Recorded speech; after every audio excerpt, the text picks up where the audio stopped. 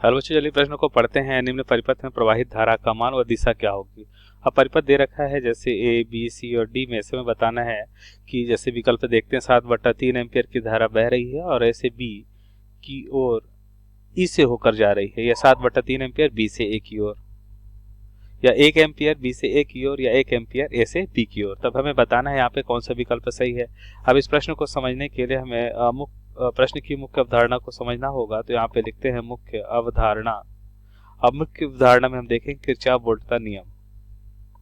तो हम देखेंगे किरचॉफ वोल्टता या किरचॉफ का वोल्टता नियम। मुख्य अवधारणा में हम देखेंगे किरचॉफ का वोल्टता नियम, किरचॉफ का वोल्टता नियम। तो क्या होगा किरचॉफ का वोल्टता नियम। तो सबसे पहले यहाँ पे हम देखते हैं कि यह हो जाएगा किरचॉफ का वोल्टता नियम में हम देखते हैं कि किसी भी बंद परिपथ में मान लेते हैं जिसका प्रतिरोध R1 और एक बैटरी लगी हुई है, ये इसका ऋणात्मक सिरा है, धनात्मक सिरा होगा। और मान लेते हैं दूसरा प्रतिरोध R2 है और इसके साथ एक मान लेते हैं एक और बैटरी है जिसका विभव V1 और यहाँ पे विभव V2 है।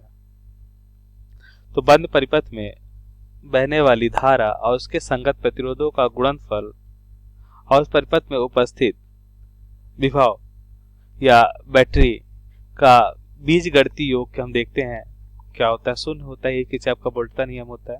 हम मान लेते हैं इस परिपथ में अगर आई धारा बह रही है और धारा में पता है हमेशा अधिक विभव से कम विभव की ओर बहती है, तो मान लेते हैं धनात्मक ऋणात्मक सिरा होगा, ये भी धनात्मक ऋणात्मक सिरा होगा, ये बैटरी का धनात्मक सिरा है।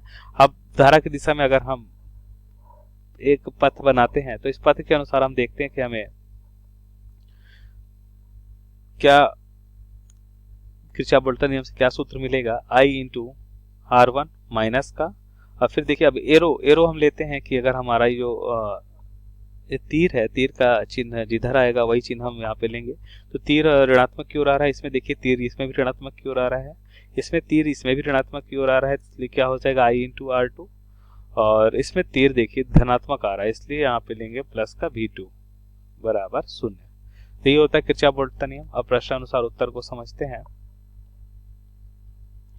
तो ध्यान से देखिए यहाँ पे हमें दे रखा है ए बी सी और डी। तो हम ऐसा मान लेते हैं कि कोई भी एक दिशा हम मान लेते हैं ए से बी की ओर हम धारा बह रही है, ठीक है। तो ए से बी की ओर कुछ इस तरह से आएगा और हमें पता है धारा में अधिक विभव से कम विभव की ओर बहता है, इसलिए प्लस माइनस, ये धनात्मक सिरा है, ये ऋणात्मक सिरा है, ये प्लस और माइनस हो जाएगा।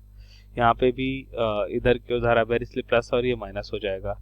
अब यहाँ पे किरचॉफ वोल्टता नियम से हम देखते हैं जैसा कि मुख्य अवधारणा में हमने देखा, किरचॉफ वोल्टता या किरचॉफ का वोल्टता नियम देखें। किरचॉफ के वोल्टता नियम से हम यहाँ पे लिख सकते हैं कि इसमें बहने वाली धारा I अब ए से बी की ओर हमने माना है, ठीक है। तो यहाँ पे हम देखेंगे I अब माइनस आएगा, तो I इंटू 1 तो माइनस I। उसके बाद देखिए माइनस का 10 वोल्ट हो जाएगा, ये कितना दे रखा है हमें 10 वोल्ट दे रखा है,